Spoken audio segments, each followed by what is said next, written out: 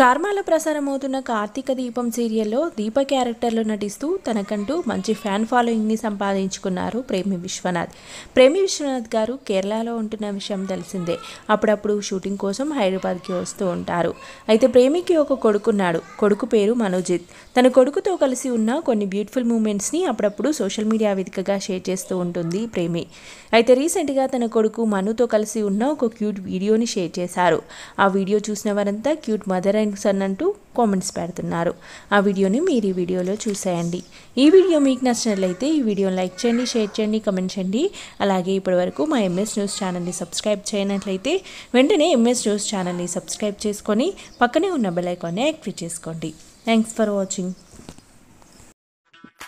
Hi guys. Hi. So we are here in Amsterdam to celebrate our Christmas and New Year. So happy Christmas and happy New Year either. నా తెలుగు ప్రేక్షకులందరికీ Christmas శుభాకాంక్షలు.